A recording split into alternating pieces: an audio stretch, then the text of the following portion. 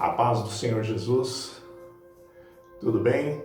Graças a Deus, nós estamos aqui para mais uma aula da nossa Escola Bíblica Dominical. Hoje nós estaremos estudando a lição de número 4, Dons de Poder. Amém, queridos? Para tanto, nós queremos fazer uma oração e pedir assim as bênçãos do Senhor, a direção do Senhor, para que venhamos a transmitir esta aula. Deus querido e maravilhoso, muito obrigado, Senhor, por esta oportunidade de chegar à Tua casa, de podermos, ó Pai amado, preparar esse material para que possamos crescer no conhecimento e na graça. Pedimos a Tua direção, a Tua bênção, Senhor, para que tudo, Senhor, que venhamos a fazer, venha agradecer o Teu nome, glorificar a Ti, Senhor. Abençoa-nos, dai graça, sabedoria, abre o nosso entendimento, se conosco, em nome de Jesus. Amém.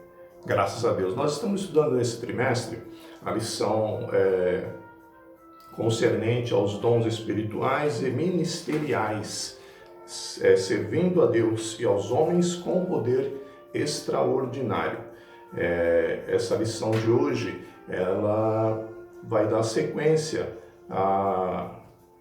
ao estudo que fizemos na lição anterior, falando de dons de revelação, onde os dons de revelação, eles vão demonstrar o conhecimento, a onisciência do nosso Deus.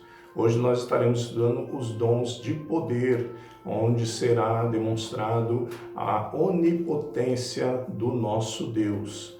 Amém? Que para Ele não há impossíveis. Então, através do estudo dos dons de poder, nós vamos ter este entendimento a respeito do agir de Deus. Amém, queridos? O nosso texto áureo, ele diz: a minha palavra e a minha pregação não consistiram em palavras persuasivas de sabedoria humana, mas em demonstração do Espírito e de poder, para que a vossa fé não se apoiasse em sabedoria dos homens, mas no poder de Deus. 1 Coríntios, capítulo 2, versículos 4 e 5. A verdade prática. Os dons de poder são capacitações especiais em situações que demandam a ação sobrenatural do Espírito Santo na vida do crente. Amém? Vamos à nossa leitura bíblica em classe? A leitura bíblica em classe, ela se encontra no livro de 1 aos Coríntios, Carta do apóstolo Paulo aos Coríntios, capítulo 12, versículo 4, depois do 9 ao 11. Ora, há diversidade de dons, mas o Espírito é o mesmo. E a outro pelo mesmo Espírito a fé, e a outro pelo mesmo Espírito os dons de curar, e a outro a operação de maravilhas, e a outro a profecia, e a outro o dom de discernir os espíritos, e a outro a variedade de línguas, e a outro a interpretação das línguas. Mas um só e o mesmo Espírito opera todas essas coisas, repartindo particularmente a cada um como quer. E aqui já vale um comentário rápido, a respeito dessa distribuição dos dons. O apóstolo Paulo, ele diz que quem distribui esses dons é o Espírito Santo, e não é quando eu quero, não é quando você quer, é como ele quer. Que bênção, É por isso que é importante a gente estar ligado, a gente estar pronto para a obra do Senhor, a gente ter o desejo de trabalhar na obra do Senhor, porque o Espírito Santo, ele sonda os corações, ele conhece a sua sinceridade, a sua disposição, e ele vai outorgar dons que sejam necessários para que você e eu venhamos a trabalhar da melhor forma na obra, na casa do Senhor. Nós já aprendemos que a pessoa que tem e faz uso dos dons espirituais, ela não é uma classe especial, diferenciada de pessoas por conta desses dons, de forma nenhuma, Todos somos servos de Deus, todos procuramos servir ao nosso Deus com alegria, com disposição, servir aos nossos irmãos, à igreja, para que a obra do Senhor seja feita. E quanto mais você tem desejo de trabalhar né? Seja como um professor, seja como um líder, seja como um regente, seja como uma pessoa que vai levar a palavra, né? Um evangelista, né? Um evangelista pessoal, aquele que leva a mensagem. Tudo isso requer dons e o Espírito Santo é Ele quem distribui como quer. Esse como quer, Ele vai falar da nossa disposição em buscar, do nosso desejo em obter, e Ele está vendo, né, todas as coisas e certamente há de conceder como tem feito. Amém, queridos? Graças a Deus. Então, essa lição, dons de poder, falando da onipotência do nosso Deus. Quando Deus ele se revela aos patriarcas, Jó, Abraão, Isaac, Jacó, ele vai se revelar como El Shaddai. El Shaddai é o Todo-Poderoso, o Deus Todo-Poderoso. Então ele se revela como El Shaddai a esses patriarcas. Quando ele se revela a Moisés, ele se revela como eu sou, né? Eu sou o que sou. E aí quando Jesus Cristo ele vem ao mundo, Jesus ele se desfaz, ele deixa a sua glória, toda a sua glória, ou seja, ele não vem com o seu poder, ele não vem como Deus. Quando ele encarna, ele é homem e ele é sujeito às mesmas paixões, ele passa aqui os sofrimentos, né, que o ser humano passa, as dificuldades. Nós vimos no relato, né, desde o nascimento de Jesus, a respeito de fuga, fugindo para o Egito devido a perseguições. Então, Jesus ele não vem como Todo-Poderoso, ele não está em nosso meio como Todo-Poderoso. Ele desenvolve o seu ministério onde o Espírito Santo lhe é dado, de maneira que ele faz coisas maravilhosas para a vontade, segundo a vontade, né? E para a glória do nome do Senhor. Ele cura, ele liberta, ele salva, ele transforma, faz coisas grandiosas, né? O ministério do Senhor foi um ministério de curas, né? De libertações, tudo isso para chamar a atenção das pessoas, né, para ele, no sentido de que ele era o Messias, de que veio ao mundo uma pessoa que estava prometida que viria.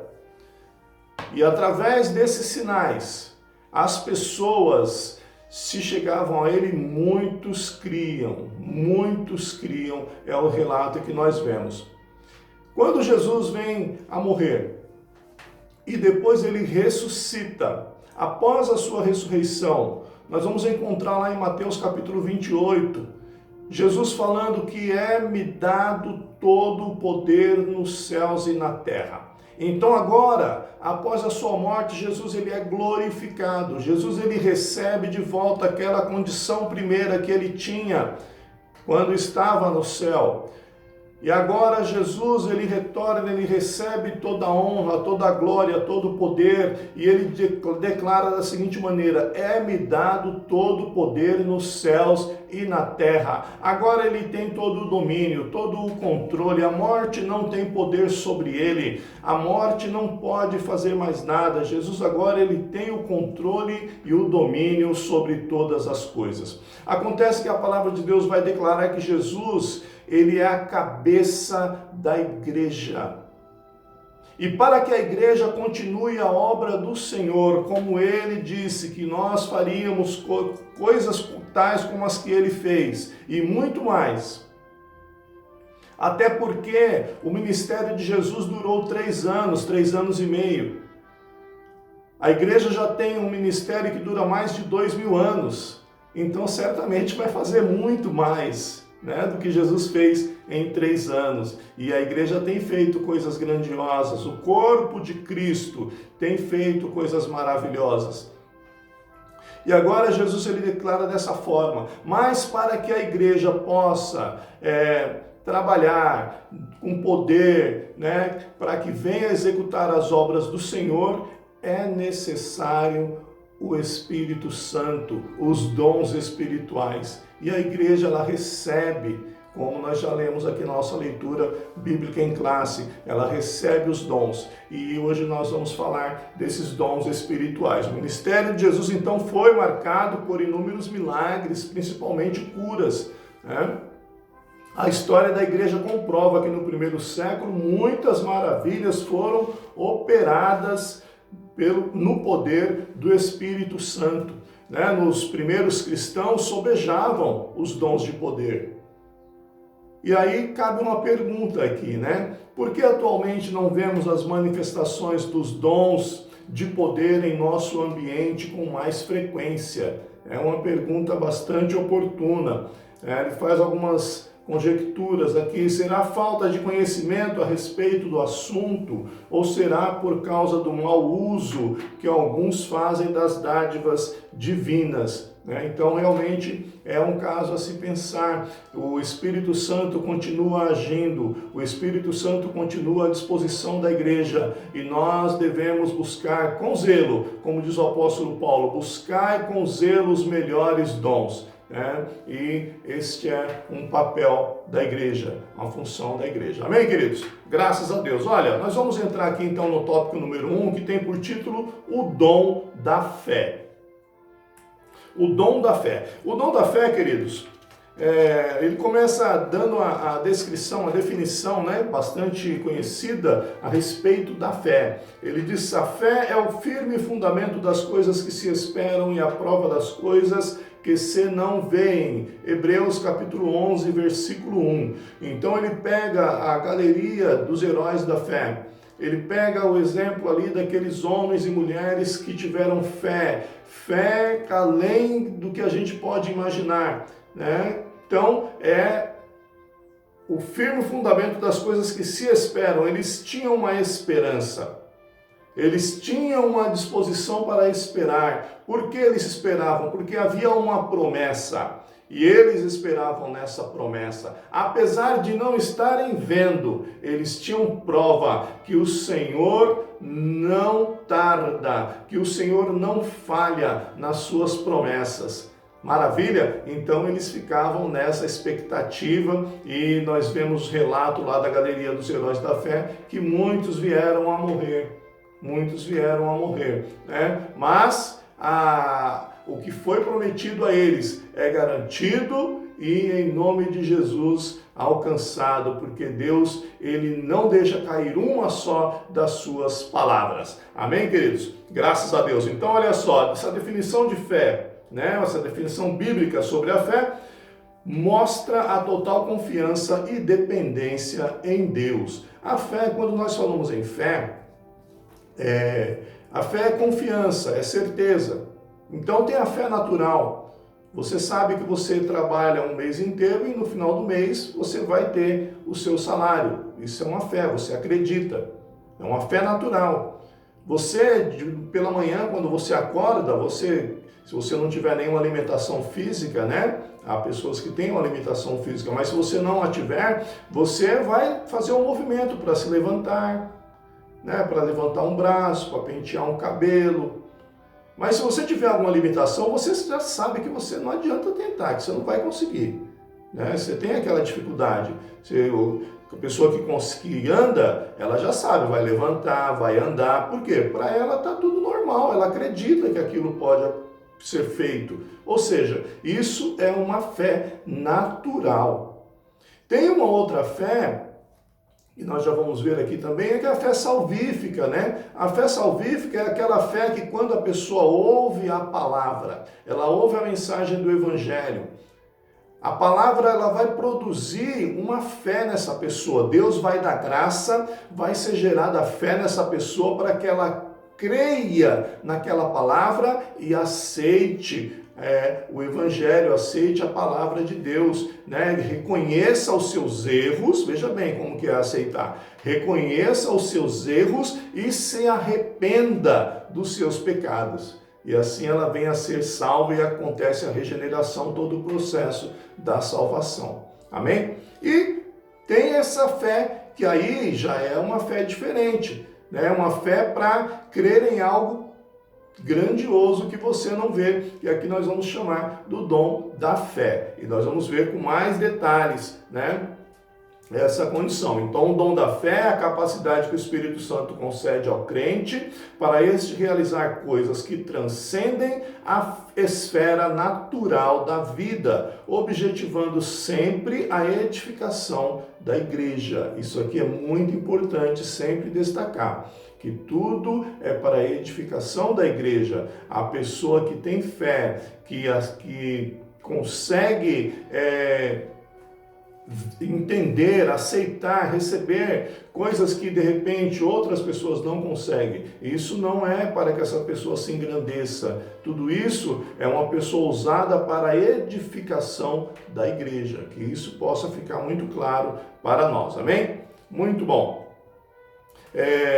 O teólogo Stanley Horton, ele define assim: o dom da fé é uma fé milagrosa para uma situação ou oportunidade especial. Então veja que não é algo que está no meu controle, no controle de quem quer que tenha, né, este dom. É algo que é usado em momento específico, numa ocasião específica.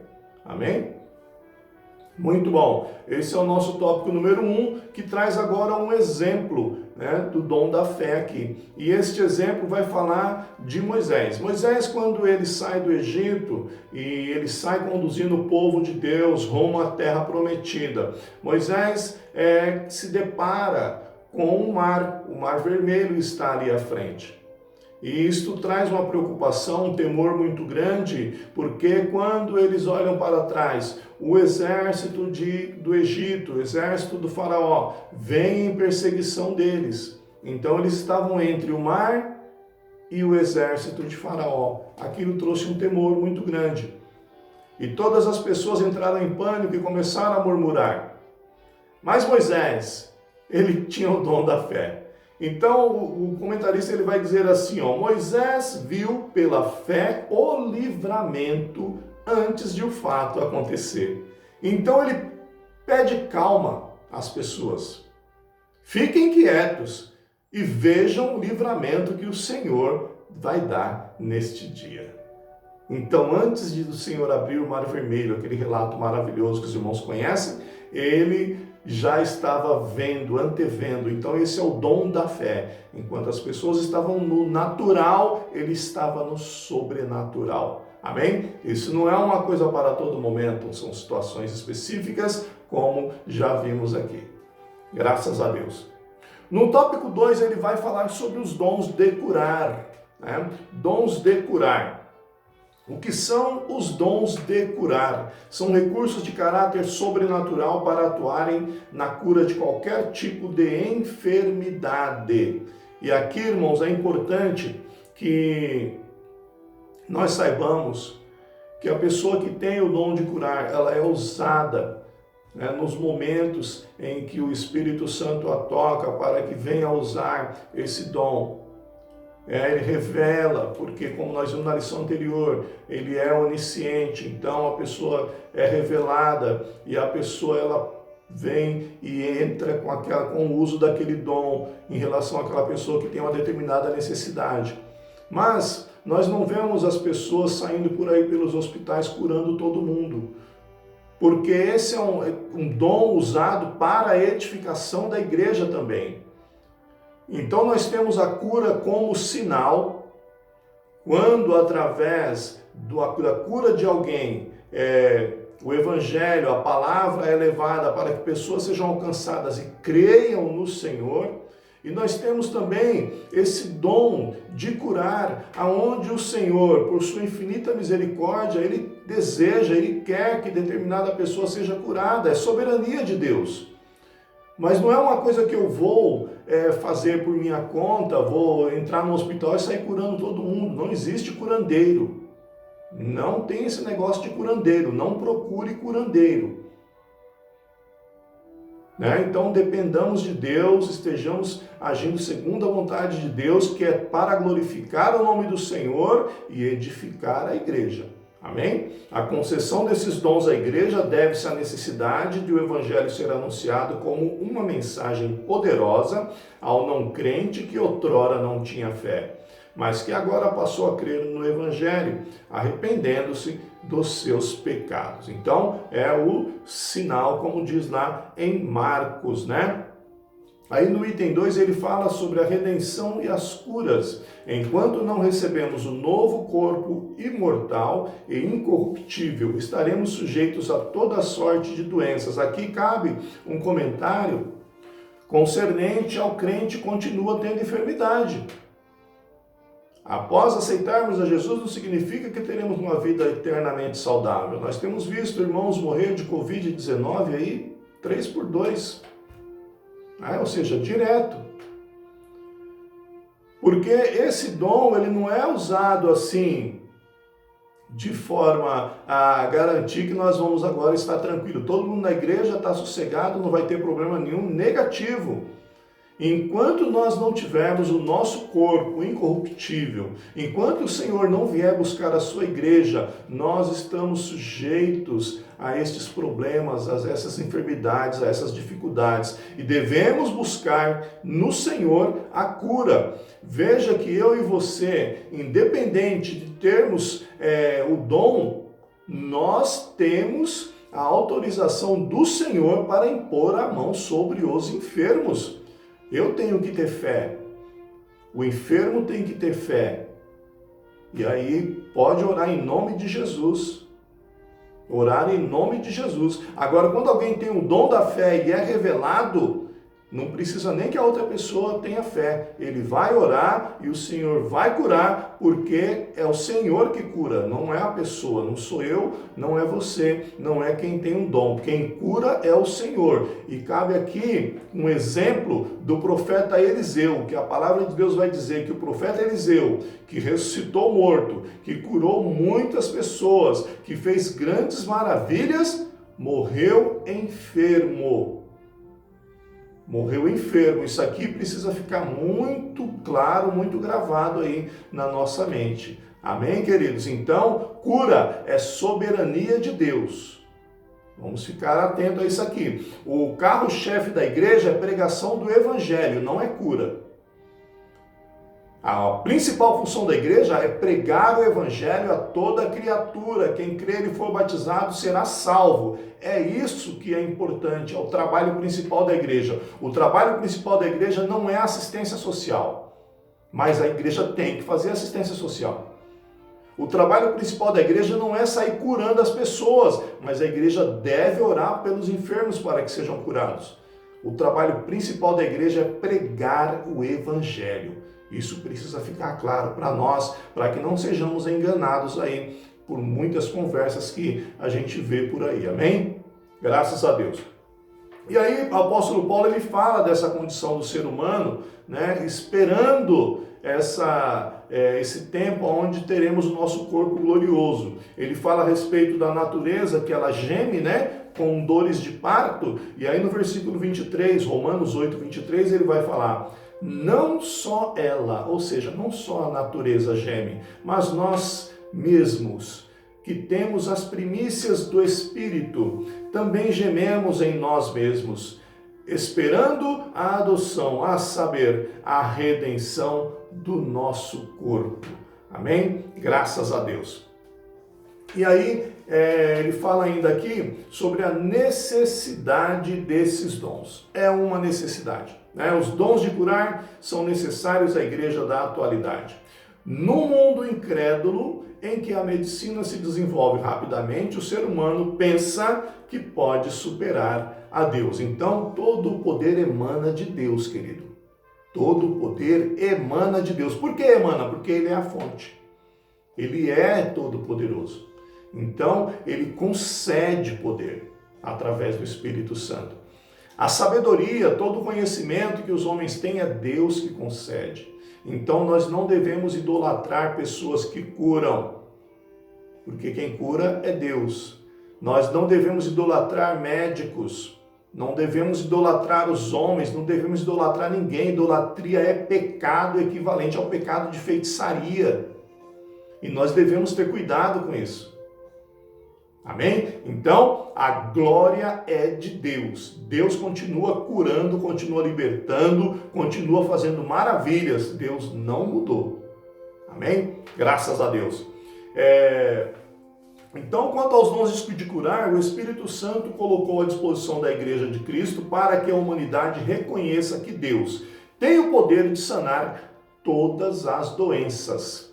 E temos visto isso. E temos visto, o Senhor ele tem curado, né? Temos relatos maravilhosos, na Bíblia então nem se fala. Não há limite. Lucas 1:37, o Senhor ele vai dizer, haveria algo impossível para Deus? Não há nada impossível para Deus. Graças a Deus. Aí nós já vamos encaminhando para o nosso final, nosso tempo é curto, é o tópico número 3. Tópico número 3, o dom de operação de maravilhas. Então, o dom de operação de maravilhas é um dom que realiza obras extraordinárias além do poder humano. Então, são situações que fogem completamente ao controle, do homem, coisas que são sobrenaturais, tremendas. O dom de operação de maravilhas altera a ordem natural das coisas consideradas impossíveis e impensáveis. Nós temos um exemplo de Josué que parou o sol, na verdade parou a terra, porque é a terra que gira em torno do sol. Nós temos exemplo de Jesus, quando ele repreende o vento e o mar. Então, ou seja, o natural era o quê? Aquela tempestade seguir até que viesse se acalmar. Mas enquanto a tempestade estava em alta, o vento estava forte, com uma palavra, o Senhor, ele manda e tudo volta ao normal, à bonança. Isso é uma maravilha, é uma coisa grandiosa. É uma pessoa que não tem um braço, uma pessoa que não tem uma perna, e alguém ora, ela tem o dom de maravilha, ela pode restituir. O normal seria essa pessoa continuar daquela forma, mas o Senhor, ele faz, ele pode. Uma pessoa que não tem o globo ocular, por exemplo, não vai enxergar. Mas, através da oração, ela recuperando esse globo ocular, isso é uma maravilha. Isso não é uma cura simples. Uma cura já é uma coisa muito grandiosa. Uma pessoa que teve um problema na retina, através da oração ela voltar a enxergar, isso já é uma coisa maravilhosa, é coisa linda, Uma cura.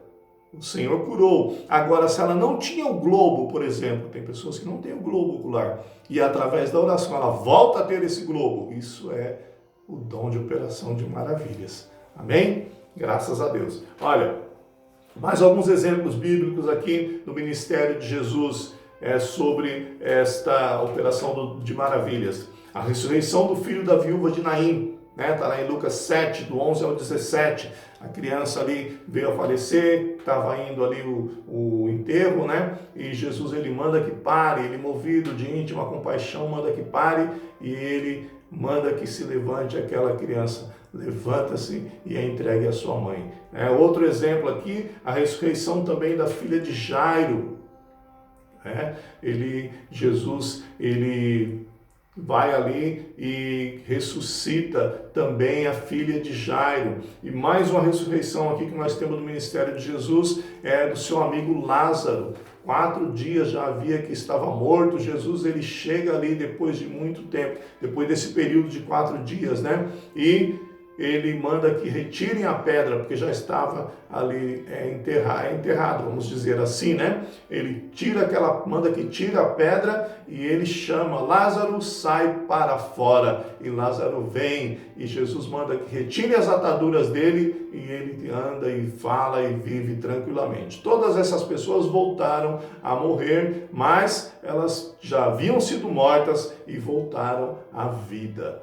Amém, queridos? Que maravilha, Graças a Deus. Agora vamos ver aqui, distorções no uso dos dons de curar e de operação de maravilhas. Os absurdos, que a gente vê. O cristão não tem autorização divina para determinar, decretar ou exigir a cura dos enfermos.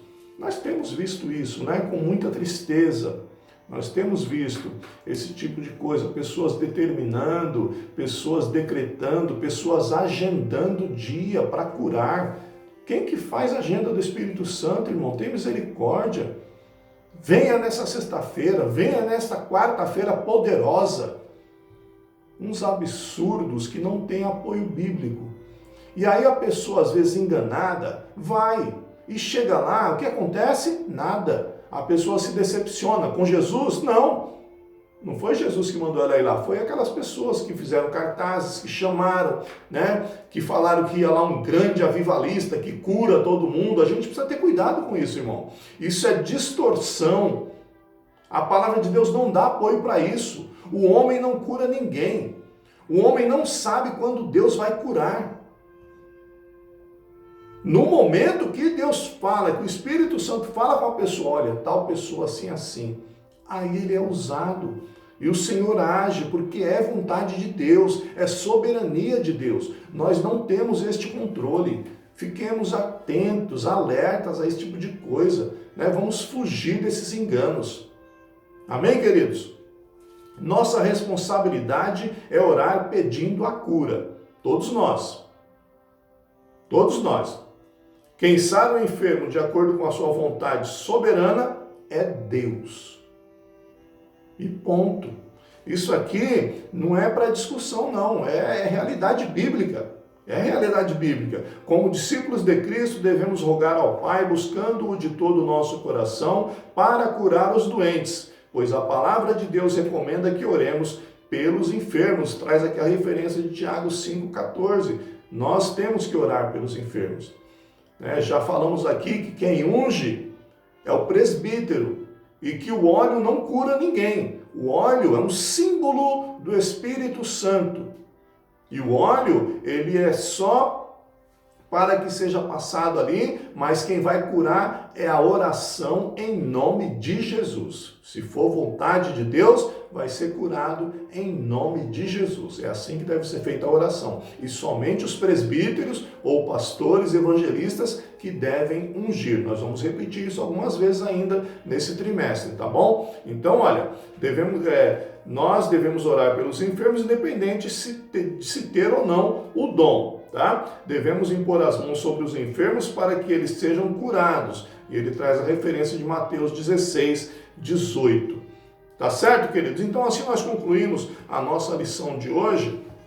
A conclusão diz assim, olha, Deus pode conceder a seus servos o dom da fé, dons de curar e o de operação de milagres, mas sempre de acordo com a sua vontade e graça. Os dons de poder contribuem para legitimar a pregação do Evangelho. Infelizmente, há pessoas que querem utilizar essas dádivas para obterem lucros financeiros e enriquecimento pessoal. Isso aqui não está na nossa lição. Nós não ensinamos isso aqui hoje. Nós falamos que esses dons eles são para a edificação da igreja e são feitos de acordo com a vontade soberana de Deus. Que isso fique claro para nós, queridos.